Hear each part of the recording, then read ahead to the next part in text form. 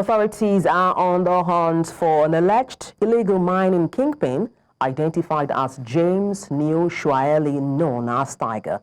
A Lesotho national, Tiger is accused of leading illegal mining operations and is considered dangerous. Tiger, one of 109 suspects expected in courts for charges including illegal mining, immigration violations, and trespassing, escaped police custody last week. Northwest Acting Police Commissioner, Major General Patrick Asaneng, has ordered a full-scale manhunt, describing the escape as a major embarrassment to the ongoing Vala Umgodi operation. Tiger is accused of assault, torture, and withholding food on the ground. And to unpack this, we're joined by Zaki Mamdoo.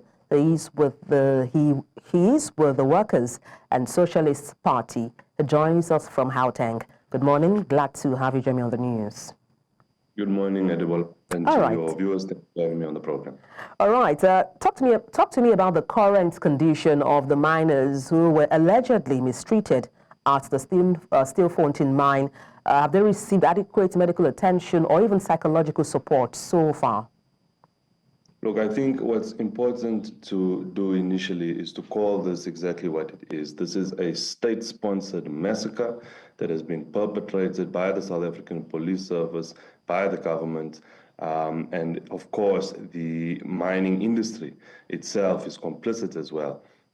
These miners have been trapped for months underground and have been subjected to a campaign of mass starvation and torture, which has resulted in them being in incredibly poor health conditions. Those who have been rescued beyond the 78 and more potentially who have perished underground. The 248 who have been rescued and who have been brought to ground are in a terrible condition. They are incredibly emaciated. There are health professionals who have had an opportunity to assess those who have been admitted to hospital. And they have described this as being the worst kind of starvation that they've ever seen. But we are incredibly concerned because it is strikingly clear that all those who have been rescued are in urgent need of medical attention.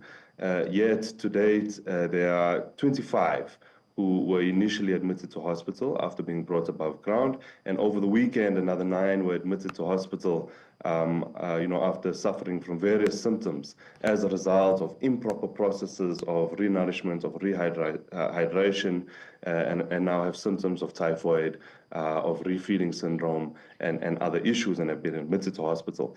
But in our view, all of those who have surfaced are certainly in a dire condition and absolutely need urgent medical attention. Having said that, can you elaborate on the allegations against the so-called kingpins involved in the mistreatment of miners? Who are they? What actions are they accused of taking against the workers? Well, when we look at the health state, or the poor health state that the miners who have been rescued are in, those who are to blame are definitely the architects and the implementers of Operation Vala Umgodi. Those who bear blame for this massacre are the ones who have systematically starved to death hundreds of people underground. Now, when we talk about kingpins involved in artisanal mining operations themselves, we must remember, and it seems to us, that someone like Tiger, who they've mentioned in the media and who has, been kind of called the kingpin of this entire thing, is very much being used as a scapegoat in these artisanal mining operations, where the minerals that are extracted find their way to the UAE and find their way to Sweden. It is certainly not those who are hired as henchmen underground who are the kingpins of such an operation. The real kingpins are those within government, those within industry, who do not get their hands dirty underground or at the level of the operations in any way, but rather they drive around in fancy air-conditioned cars, and they sit in big offices, and they profit from bringing these minerals to market, from laundering them and cleaning them, and profit from the exploitation of poor black working class people from South Africa, but also migrant workers who are desperately trying to eke out a living in the deepest and darkest pits of the earth at these artisanal mining operations. Those are the real kingpins. But then, you know, as an activist yourself, what is the role or what are the roles of workers' union in cases like this? What specific rights do these miners have under current labor laws, and how can these unions advocate for them?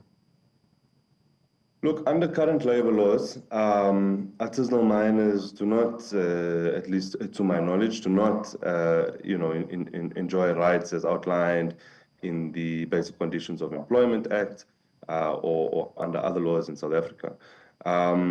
But what they certainly do have are basic, fundamental human rights, which have absolutely been violated through the implementation of Operation Vala Umgodi, through the systematic campaign of mass starvation and torture that SAPS has imposed onto them and subjected them to. And they have been starved to death, forced, trapped underground and forced to die a slow and painful death as a result of this operation.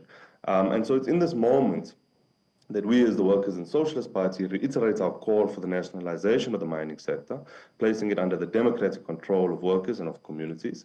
But in that, we believe that small-scale and artisanal mining operations, like that we have seen at Stilfontein, they must be supported, they must be decriminalized, they must be legalized, they must be regulated, but through democratic community trusts and worker cooperatives, specifically so that we are able to root out the exploitation, the precarity, and the danger which currently characterizes the industry for ordinary people underground. But we also think that this must be done in efforts to suffocate the profiteering syndicates which are linked to major corporations who exploit artisanal mining operations in order to evade responsibilities and regulations while continuing to extract profit off the backs of cheap black and migrant. And that's a fine place to leave it. Thank you so much for your time on the news. Zaki Mamdoo, who works with the Socialist Party. Many thanks indeed for your time. Thank you for having me.